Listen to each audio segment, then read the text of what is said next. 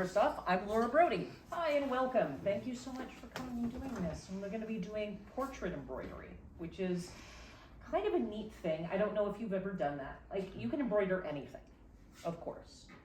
But I see some of you have brought in pictures of your cats, and you've done pictures of people, and somebody's bringing in a picture of a heart, which is awesome.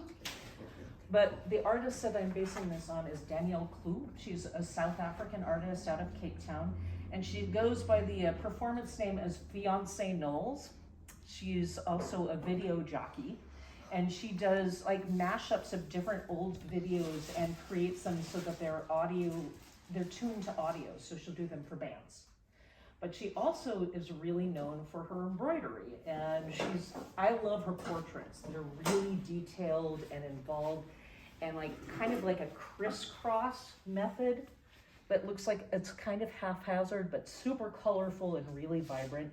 Everything from like super tiny ones to ones that are room sized, and also she'll use unusual canvases like tennis rackets, which is pretty cool. If you brought your phone, you want to bring up Danielle Klug, DanielleClugh.com. She's done work with and collaborations with Adobe, Vans, Vogue, the United Nations, a bunch of different people. So some really super neat stuff. She isn't only known for her portraits, she also does some really lovely and inventive ones of birds and flowers and other plants, a lot of them that are native to South Africa. But the portraits just really caught my eye. And they're just such a beautiful way to use this art form. Because embroidery, I think people at least used to think of it as something being much more formal and dainty and, I don't know, associated with grandmotherliness. Bible verses on a pillow. Yes. But it can be used for a whole bunch of other things, which I really like. If you want to get into the craftivism, by the way, people like Badass Cross Stitch. Shannon Downey is amazing. Yeah, so that's exact antithesis to your grandmother's Bible verses on a sampler. Those are really quite fabulous. But there's something really nice about these embroidered portraits that are really rich and detailed, but they're not, while they would take a really long time, they're not hard. They're not hard stitches. They're not tricky ones. But I'm gonna walk you through. Aren't they neat? That's really amazing. So, the Nike X girl. I love her use of color. The use of, yeah. I wish I understood that. What I really enjoy is not only using a plain white background. Yeah, oh yeah. You know, and that's one of the nicer things about it, that you can also take those colors that are inspired. She did one of the lead character of Clueless, for example, on a plaid that was, I think, close to the plaid that what the character wears in the movie, at least in one of the many, many, many outfits. But you can use that color as a pop and not have to have it detract from the thing.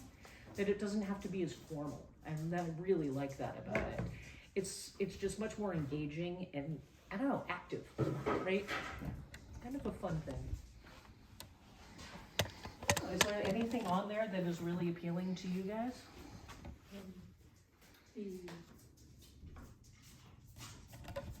Like, I love that cross-hatched style of stitching, because it's not just simple, like more traditional embroidery, you would be using one single kind of stitch a lot of the way through. Like the cross-hatch? That is what I would call a cross-hatching, or even it's almost just random. Yeah. Or even what they would call a brick stitch or a staggered stitch, which I'll show you, which is just, you can use it to fill in, but she's using multicolored things to fill in. And it becomes very painterly, so it feels like you're creating light and shadow in a beautiful way. I know. We have a dog that's come to visit and really wants to be part. Thank you so much for sharing with us. That's all good. But the basic stitches I was going to show you guys today. The basic is called a stab stitch, like running stitch. If you've ever seen sashiko mending, that kind of visible mending, that's that stitch. In and out, in and out, in and out. The back stitch, which is a little stronger if you've ever done hand mending, that's something like that. And a chain stitch. We'll also do some filling stitches, the satin stitch and the brick stitch or the staggered stitch. It's called a bunch of different things. And if we get into it, maybe a leaf or feather stitch and a French knot and a rose stitch. Cool. All right, let's get started. So I did a couple of drawings that I didn't like my first one. You don't ever have to. Did one that was based off of a very old picture of me. And then one from, I don't know if you know the fashion designer Brody, but this is one of his models, Peggy Moffat.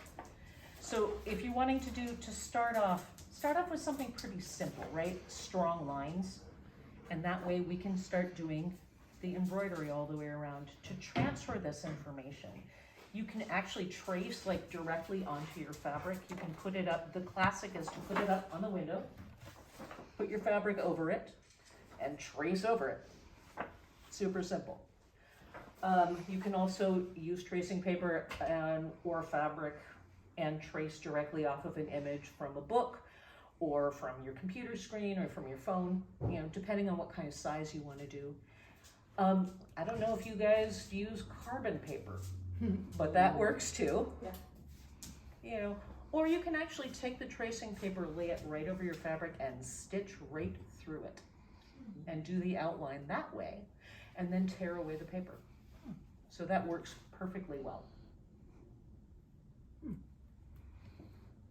Figure out what you would like to do and let's get started.